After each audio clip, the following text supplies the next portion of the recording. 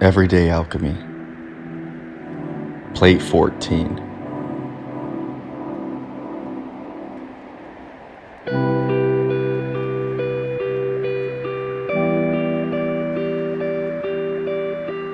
The Father strongly sweats and glows. The Father sweats, surrounding his Son, and pours out his prayers to God, to whom all things are possible, who creates and has created all things. He prays that his Son may be led from his body and be reborn as he was at first. God grants his prayer. It is not ignored, telling the Father to lie down and go to sleep. God sent down rain from heaven through the clear stars and truth. It was fruitful silver indeed.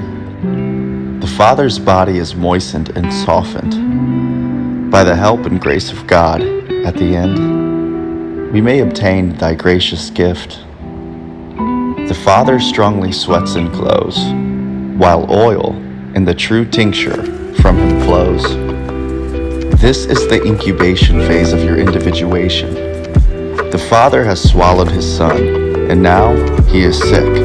The masculine needs the softening flow of the feminine, a baptism by water and then fire. The phase when one comes face to face with their fate, the dark night of the soul. The average individual eventually experiences this potential transformative state late in life. Take for example the type A personality, an overachiever, someone in a high-stress career, suddenly struck with a heart attack, coming to know the grace of God in a hospital bed. We can simply have an open-heart surgery of the spiritual kind. These dark nights cleanse the sensory and spiritual aspects of our soul, liberating it from the confines of the mind, adapting the eyes to see in the dark. This phase is meant to free us from the vice of spiritual pride.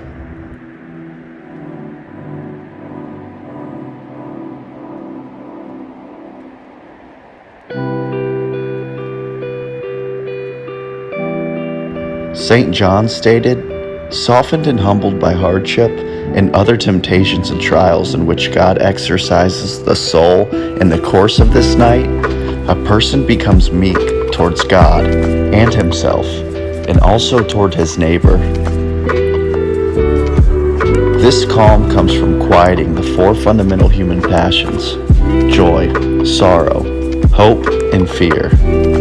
The soul is no longer in communication with the spirit. In Plate 14, we can see that the guide is no longer seen. This creates a place for the final sacred space, the void of unpredictable possibilities. The symbols of this state in the alchemical process are found in the symbol of a storm, dark clouds, rain, floods, and fire. Psychologically, this will manifest as bouts of depression, bipolar disorders, or a decline in health. The paradox we face during this phase is the more we must understand, the more difficult it becomes. Darkness always represents the feminine side of our psyches, fertile ground for planting seeds of self. So remember, even these rainy days water this tree of self-knowledge. The darker the night, the brighter the dawn, so don't give up. A better you will soon be born.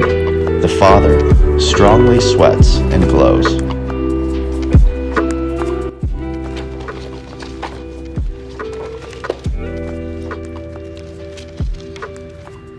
The port was alive with strange faces. It was dawn by the time he found an old salt willing to part with the vessel for what bullion he had left. A cutter with a Bermuda rig called the Merciful, its sails ragged and ripped, its compass cracked, its rotten hull just barely able to cut the breakers, but it would be enough to make his escape. It wasn't for another hour, when he was a mile from the docks, that his thoughts turned back to her. He imagined her alone. By now, she would have searched the house and found it empty. She had suspected it all along, and now she knew he was a coward. coward dressed in the uniform of a brave man, brave enough to cross 2 oceans and a continent to find her, to fight countless enemies, and yet, in the end, he was terrified.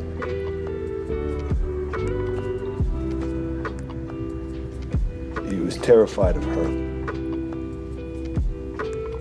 To lie beside her, to be comforted by her as he wept, to show her he was small, for her to know that and touch his cheek and whisper words softly into his ear. All of that was a nightmare. All he knew to do was run. But he took a deep breath of the air, tasting the salt on his tongue, and closed his eyes, leaning into the spray as the Merciful picked up speed and sailed for the horizon. He was alone, and all was well.